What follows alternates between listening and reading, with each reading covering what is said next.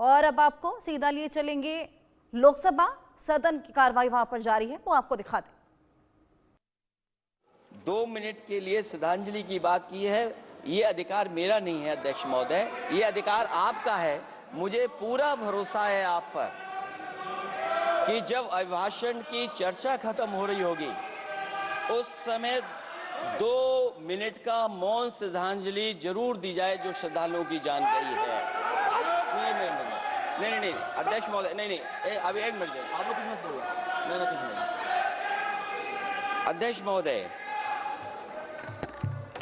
अभी तो अध्यक्ष महोदय मैंने बात शुरू नहीं की है, और जिन लोगों को तकलीफ है और जिनको दुख होना चाहिए उनके बारे में मैं, हालांकि वो बाद में कहना चाहता था महाकुंभ के बारे में, लेकिन अध्यक्ष महोदय क्योंकि बहुत सारे माननीय सदस्य ये सुन नहीं सकते हैं, इसलिए मैं बात वहीं से शुरू करता हूं। आप देश के परम अभिभावक होने के नाते हमारा आपसे अनुरोध है कि जहां सरकार बजट के आंकड़े लगातार दे रही है, और जब मैंने अभिभाषण पढ़ा अध्यक्ष महोदय, बहुत सारे आंकड़े सरकार ने दिए हैं। आंकड़े देने से पहले महाकुंभ में मरने वालों के आंकड़े भी दे दें। महाकुंभ की व्यवस्था के बारे में स्पष्टीकरण देने के लिए मेरी मांग अध्यक्ष महोदय, सर्वदलीय बैठक बुलाई जानी चाहिए। महाकुंभ आपदा प्रबंधन व खोया पाया केंद्र की जिम्मेदारी सेना को दी जाए। महाकुंभ हादसे के शिकार लोगों की मृत्यु, घायलों का इलाज, दवाइयों, डॉक्टर, भोजन पानी, परिवहन की उपलब्धता का आंकड़ा संसद में पेश किया जाए। महाकुंभ हादसे के लिए जिम्मेदार लोगों पर, महाकुंभ हादसे के लिए जिम्मेदार लोगों पर घोर दंडात्मक कार्रवाई हो। जिन्होंने सच छिपाया है उनको दंडित किया जाए। अध्यक्ष महोदय, हम डबल इंजन की सरकार से पूछते हैं, अगर अपराध बोध नहीं था तो आंकड़े दबाए, छिपाए और मिटाए क्यों गए हैं? सच छिपाना और मिटाना भी तो अपराध है। इसका दंड कौन भुगतेगा अध्यक्ष महोदय? जहां इंतजाम होना चाहिए था वहां प्रचार हो रहा था। एक धार्मिक समागम में डबल इंजन का राजनीतिक प्रचार अशोभनीय है, निंदनीय है। इतने बड़े हादसे के बाद कम से कम अब तो वो होर्डिंग उतरवा देना चाहिए। अध्यक्ष महोदय, महाकुंभ की जो तैयारी हुई, जो हम लोगों ने जाना वहां पर, महाकुंभ न केवल 144 साल के लिए ये कहा गया, बल्कि ये भी कहा गया कि पहली बार धरती पर इस तरह का डिजिटल और जो आधुनिक चीजें हैं, टेक्नोलॉजी, उसका इस्तेमाल कर करके महाकुंभ होने जा रहा है। सीसीटीवी, ड्रोन, लाइव स्ट्रीमिंग के आधार पर जिनका दावा था कि वो डिजिटल कुंभ करा रहे हैं, वो मृतकों की डिजिट नहीं दे पा रहे हैं। एक तरफ तो जो लोग डिजिटल डिजिटल डिजिटल अध्यक्ष महोदय कहने को थकते नहीं हैं, लेकिन जब कुंभ में इतना बड़ा हादसा हो गया है तो यही सरकार डिजिट नहीं दे पा रही है। हमारे अपने लोग मारे गए हैं, जिसमें परिवार का हर रिश्ता दिवंगत हुआ है। किसी की माता, किसी के पिता, किसी की बहू, किसी की बेटी, किसी का भाई बहन, चाचा चाची, बच्चों के आंकड़े तो अभी तक नदारद हैं। खोया पाया केंद्र ही लोगों को तो नहीं मिल रहा है, जो खोया पाया केंद्र था उसको भी लोग पा नहीं पा रहे, ढूंढ नहीं पा रहे। अध्यक्ष महोदय, कुंभ कोई पहली बार नहीं हो रहा है। कुंभ का आयोजन सदियों से होता आया है। हमारे पौराणिक और हमारे इतिहास के दस्तावेज ये बताते हैं कि समय समय पे जो भी सरकारें रही होंगी, जिसका भी राज रहा होगा अध्यक्ष महोदय, उसने महाकुंभ या इस तरह के कुंभ का आयोजन किया है।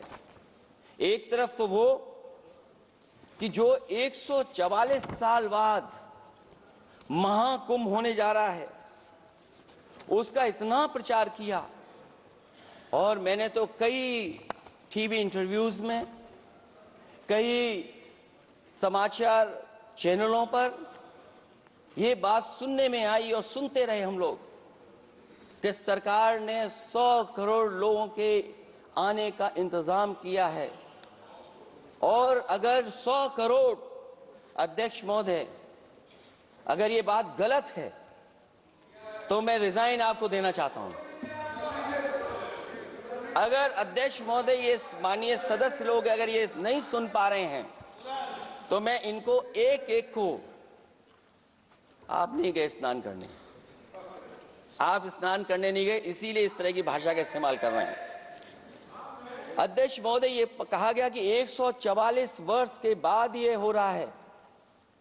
जहां तक मेरी समझ और जानकारी कहती है, जो एस्ट्रोनॉमी और एस्ट्रो चीजों को समझते होंगे वो ये स्वीकार करते होंगे जो भी कुंभ होता होगा वो 144 वर्ष के बाद ही होता होगा। लेकिन ये कहा गया कि नक्षत्र ऐसे हैं, तो मैं अध्यक्ष महोदय सरकार से कहना चाहता हूं कि सतयुग से लेकर के कलयुग तक ये सनातन परंपरा रही है कि संत महात्मा साधु समाज मुहूर्त के हिसाब से शाही स्नान करते हैं, उसमें नक्षत्रों के हिसाब से जो सहयोग बनता है वही शाही स्नान का मुहूर्त होता है। लेकिन भाजपा के राज में ये सनातन परंपरा टूट गई। पहले सरकार ने संत समाज को शाही स्नान रद्द करने का आदेश दिया, जिससे अनादिकाल की सनातन परंपरा टूटी। और फिर जब देश भर में ये बात उठी तो उन्होंने हादसे को छिपाकर फिर से आदेश दिया कि अखाड़े शाही स्नान करने जाएं। इससे सरकार ने पावन मुहूर्त के स्थान पर अपने मनमाने समय पर स्नान कराने का आदेश दिया। बात उस दिन या तिथि की नहीं होती है, बल्कि निश्चित मुहूर्त काल की होती है। ये सनातन परंपरा तोड़कर इन लोगों ने अच्छा नहीं किया। और ये क्या परंपरा टूटी है कि नहीं टूटी है, मैं समझता हूं अध्यक्ष महोदय मुझसे बेहतर सामने वाले ज्यादा जानते होंगे इसके बारे में। और जो लोग, अध्यक्ष महोदय, जो हम लोगों ने देखा वहां पर लोग पुण्य कमाने आए थे और अपनों के शव लेकर के गए हैं। चमत्कारी करिश्मा तो ये हुआ है, श्रद्धालुओं के शव मिल गए थे, पर सरकार स्नान करने वाले मरने वालों की बात स्वीकार नहीं कर रही थी। और इससे ऊपर ये बात जो वहां पर और हुई, अध्यक्ष महोदय, जब ये जानकारी हो गई कि कुछ लोगों की जान चली गई, लाशें हैं जो मोर्चरी में पड़ी हैं, अस्पताल में पड़ी हैं, उसके बाद सोचिए सरकार क्या कर रही है।